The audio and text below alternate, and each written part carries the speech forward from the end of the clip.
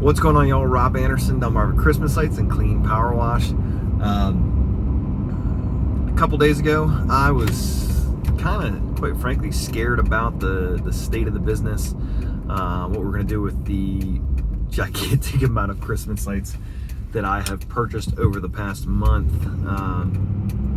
We bought about $27,000 of Christmas lights in the month of November to make sure that we had enough through the end of the season to not run out of a lot of the staples and things that we need. Kind of got scared because we put in a bunch of big bids, and then ultimately they decided that they're going to wait until next year or do something different. And so I'm looking at my garage thinking I got a whole lot of stuff that might not get installed until 2020. If you've been in business a while, you know that feeling. We go from being, at least with the lights, booked out 4 or 5 days, which can be $8,000 to $15,000 in work. The nice thing with Christmas lights is that you can crank it out pretty quickly. I know my guys can do about $4,000 in work a day with our current crews. But I'm sitting there Tuesday knowing what we've got scheduled for Wednesday, which is about $4,000 in work, and that Thursday we had a whopping $500, and most of that was cutter cleanings. Running multiple crews and having 5 techs that needed to do work. I quite frankly was really worried, scared out of my mind, like, oh crap, what am I going to do? I'm going to have all this leftover inventory. It's just a Wednesday after Thanksgiving, so it's, we still have plenty of time to do some lighting jobs, to do installs. It's a matter of people having that urgency and desire to go ahead and get the lights up. Some people use the excuse, well, we're only going to get to have the lights up for 2 weeks, so is spending, $2,000 or $4,000 or $1,000 or $500, worth it for that shorter period of time. One, we let people keep their lights up a little bit longer. We're going to start doing takedowns in the middle of January instead of the beginning.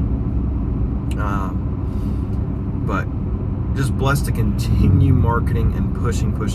We did a couple different things with some of our Facebook ads to get a little bit more aggressive on that, and we put out more of our lawn signs to get more attention, because it is, in our particular market, it's a newer market for Christmas lights. Not much competition, but not many people even offering to let people even know that it's a potential thing that you can pay somebody to install lights.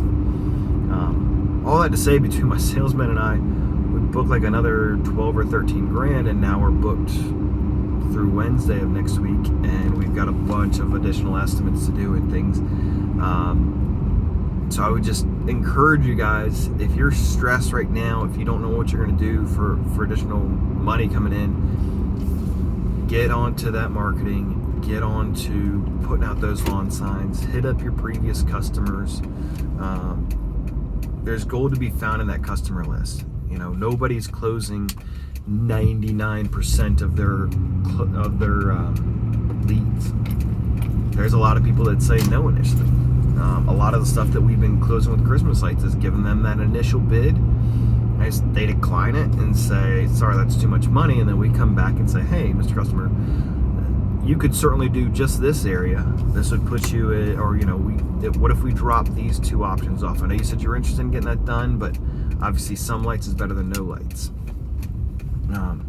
It's also extremely helpful for us when we're able to tell our clients, get them to go and just give us an idea, hey, residential is going to run between $500 to $2,500 for, light installs. Obviously what you get for $2,500 is a lot more than you get for $500. So this last one I just booked, they said about $1,000. We got them for $1,275.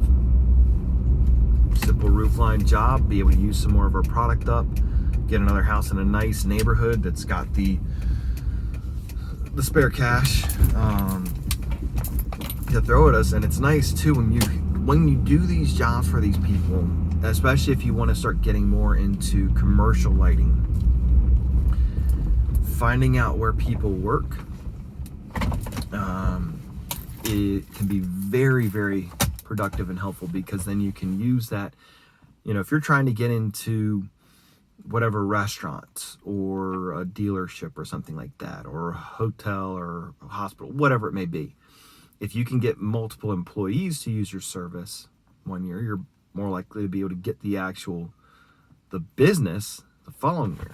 Now you can actually target it, and you can also lean on those people and say, hey, gently lean, and say, hey, we would really love to get your employer on board. Help us get in there, please. We'll be able to knock some stuff off or do some extra things over here. We'd just love to, if you could share your experience with them, that would be amazing. We would really like that. And people that have hired you to light up their house, guys, do a great job there, and they're going to be excited about that. They're going to tell their friends, and then you move that needle closer and closer to being able to get them to hire you for other bigger projects. So anyways, have a great evening.